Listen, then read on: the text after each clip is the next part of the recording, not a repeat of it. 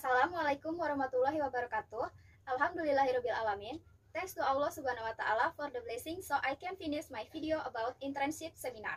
First of all, I would like to say thank you to Mr. Roni as my lecturer who has guided me all this time. Let me introduce myself. My name is Intan Marhani.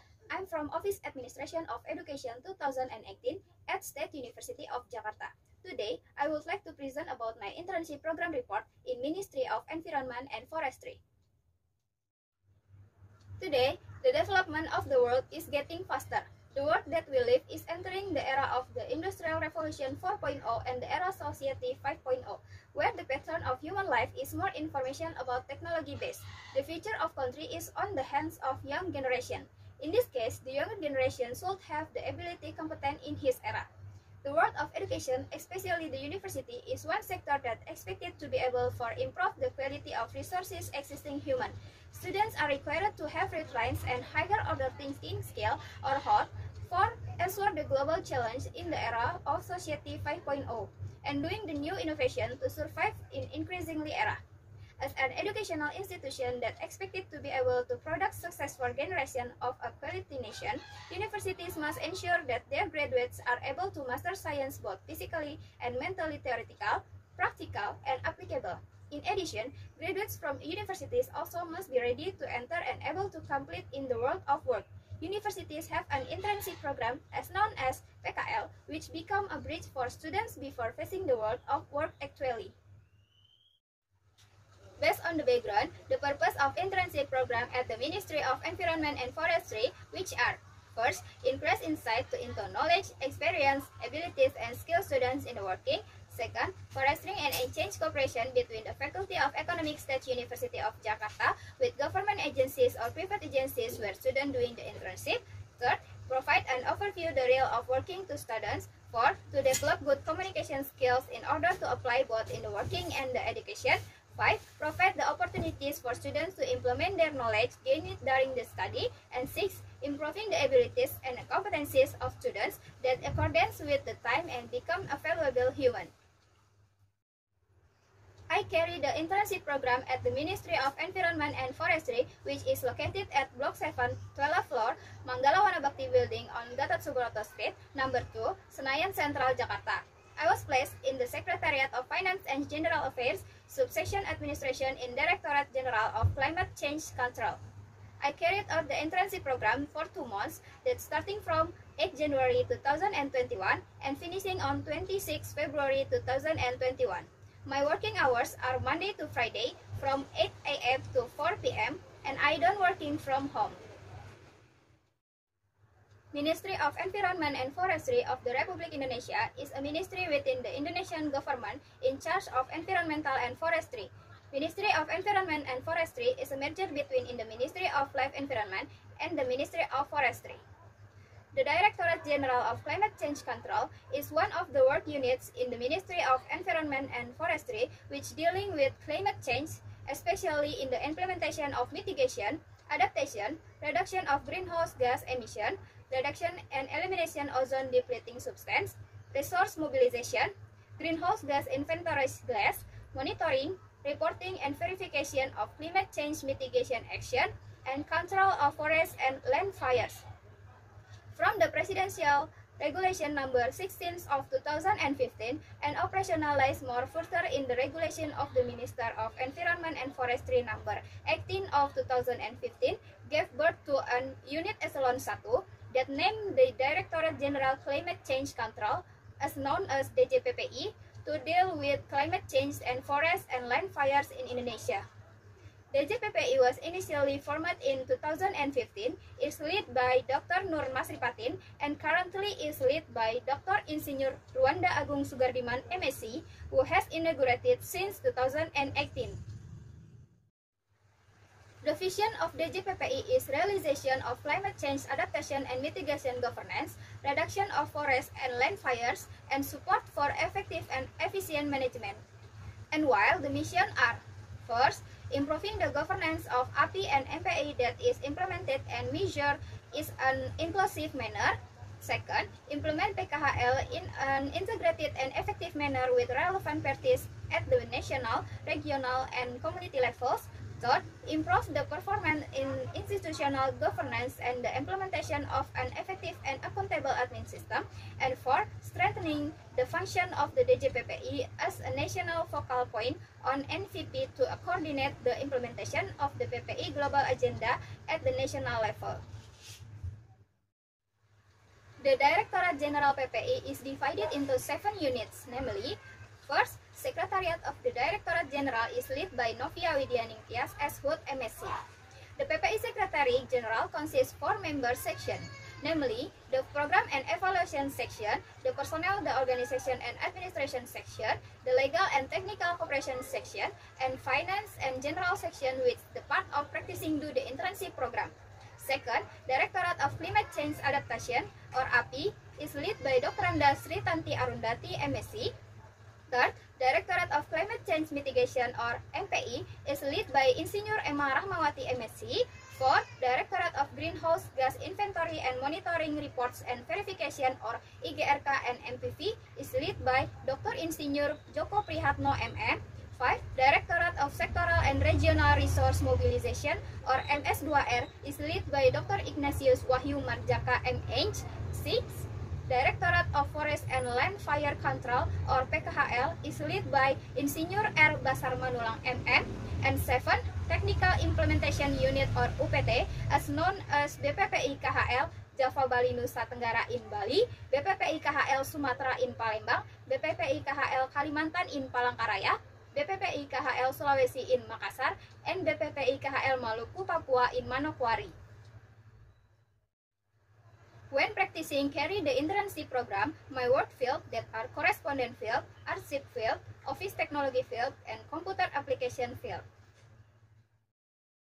First, picking up incoming letters at the counter. Since the pandemic hit, incoming letter in the scope of the Ministry of Environment and Forestry is not delivered directly to the destination, but rather centrally through one door at the main counter. The main counter for picking up incoming letters is at Block 1 on the first floor. Practicing pick up the incoming letters at the counter every 2 or 3 days in 1 week. Second, inputting incoming letters. Inputting the incoming letters in the scope of the JPPI using a computer with an internet network that access to Archive Information System, or known as SIG KLHK. The account or user to use for inputting letter is different with account to use for dispose and outgoing letter. After the letter input to SIG KLHK and get the agenda number, the coming letter will be print out the disposition sheet, and then the next step is insert the letter to the Snellhector according with category of the letter before that is processed to the Master Director. Third, numbering outgoing letters. In this job, practicing not numbering the outgoing letters continuously, but only know the step at the time of orientation. 4. Disposition and mail notification.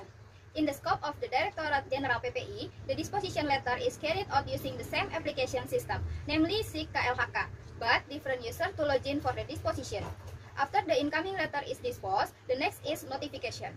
Notification is retransmission of scanned letters that have been sent disposition and their information via email TU and employees and via chat on WhatsApp group in the scope of the Directorate General PPI. 5. Organizing and distributing incoming letters. The letters that have been disposed will be recorded in the agenda book and then distributed according the division that lists on the checklist on the disposition sheet of the letter. After the incoming letter is recorded in the agenda book, the letter is ready to be distributed or delivered to each inner unit in the Director General PPI. Searching the archive at Archive Central Unit Office. Practicing have studied the filing system in the scope of the Directorate General PPI. Then practicing asked to find, retrieve, and tidy up the files at the filing cabinet in that room. One day, practicing had the opportunities for come to the KLHK Archive Central Office at Jalan Raya Depok, Cimanggis. Accompanied by mentor in internship, practicing did an archive search to find the original letter that stored in the Archival Central Unit by bringing an archive borrowed letter.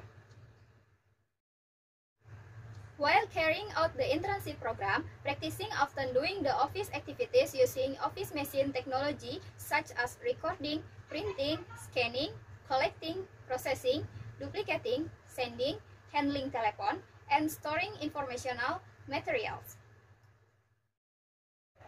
First, creating an archive classification list.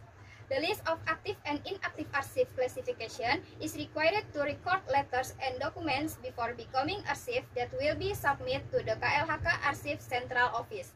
The second, creating a leader's work agenda. The work agenda is prepared based on promise or activities to be carried out by the director or secretary director.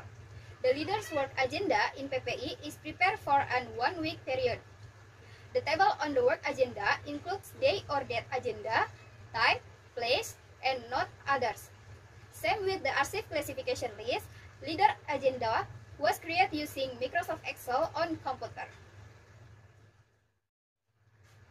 While carrying out work activities in the administration subsection in Secretariat of the Directorate General of Climate Change Control, there are some obstacles. First, unmanaged archive.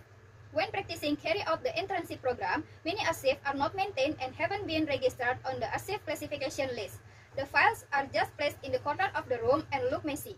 Second, need more human resource. Many jobs that must be carried out isn't comparable with amount of workers in the DJPPI scope. This obstacle arises when one employer resigns and other employees take time off to marry. Third, separate directorate unit room. This obstacle is perceived when the practicing want to delivering letters to directorate unit located far from the main directorate, namely for the directorate of API, MPI, and IGRK MPV, which is located in Block 4, so that is far from DJPPI, which is in Block 7. Based on the learning received, finally, practicing can find a way to overcome the obstacles that occur so that can implement it in the company to improve performance overall again. The following solutions that can be the way to overcome the previously mentioned obstacles are: first, organize archiving. The way to overcome first obstacles is doing the regular arrangement of archives by archive maintenance and archive management properly and correctly.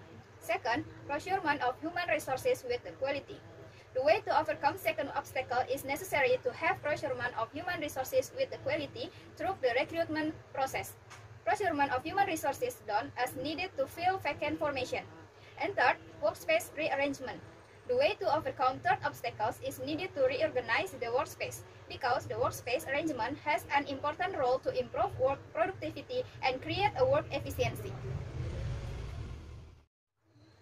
The conclusion from that video about my internship program are: first, the internship program is carried out for 2 months in the administration of the Director General of PPI at Ministry of Environment and Forestry, with fields of work on correspondence, archive, office technology, and computer application field.